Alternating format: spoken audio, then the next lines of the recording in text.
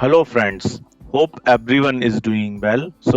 आज मैं आपके साथ वोकेबलरी डे 16 का वीडियो शेयर करना चाह रहा हूं और इसमें मैंने 5 न्यू वर्ड्स कवर किए हैं। तो before starting this video just I would like to recap list of words which are shared in day 15 video. So guys, I will move on next slide. So in day 15 video I have covered jitter, akin, bow out, neck, dart. So if you want to learn about these word in detail, please refer day 15 video. Now we will discuss first word of today video.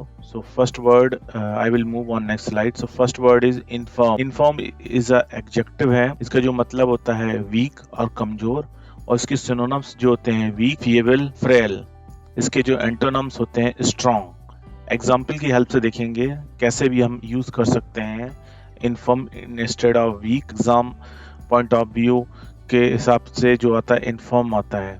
तो देखेंगे first example, as the king become more and more infirm his power is taken by his son. जैसे जैसे राजा अधिक से अधिक दुर्बल होता गया, उसकी शक्ति उसके पुत्र ने ले ली। You are inform so you are not allowed to travel in airplane.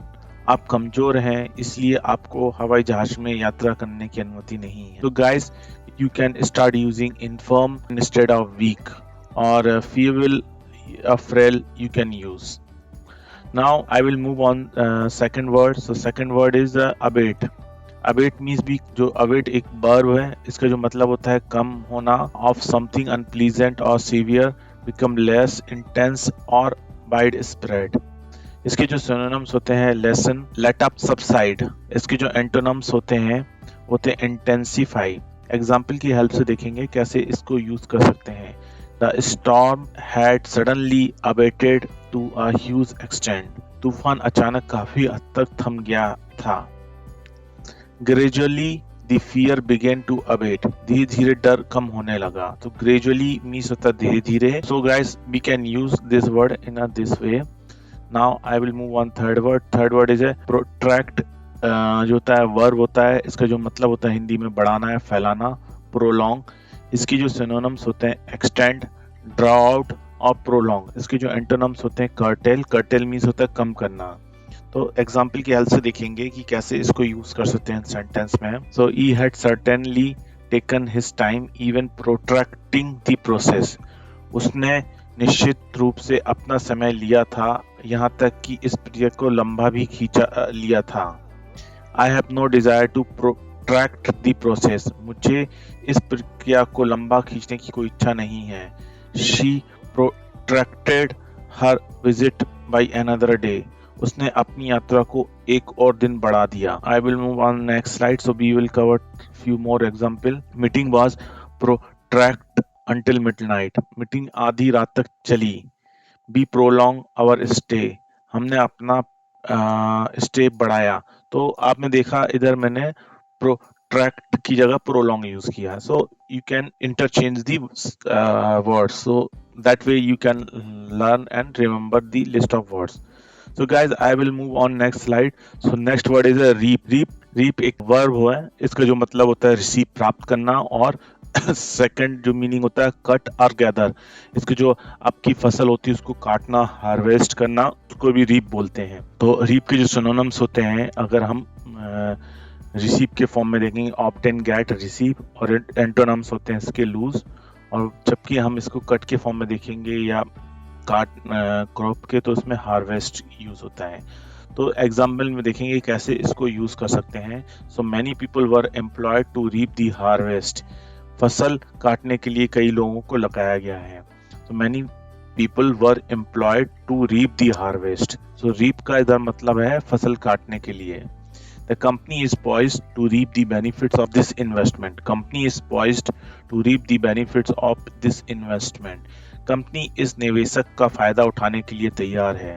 Company is reaping the profit. Company मुनाफा कमा रही है। रीपिंग मीन्स प्राप्त करना है, गेट करना है, ऑब्टेन करना है। So guys, hope this is also clear. So last word is a graceful. fully. Gracefully means is adverb होता है। इसका जो मतलब होता है शिष्टाचार पूर्वक या दया से या मनोहर ढंग से या शान से। ग्रेसफुली का जो हिंदी में मतलब होता है, इसका जो इंग्लिश में मतलब होगा इन एन अट्रैक्टिवली एलिगेंट वे और अ रिस्पेक्टफुल और डिग्निफाइड वे। एग्जाम्पल की हेल्प से देखेंगे कैसे इसको यूज कर सकते हैं। आई विल ग्रेसफुली बो आउट ऑफ द डिस्कशन, मैं शान से चर्चा से बाहर हो जाऊंगा।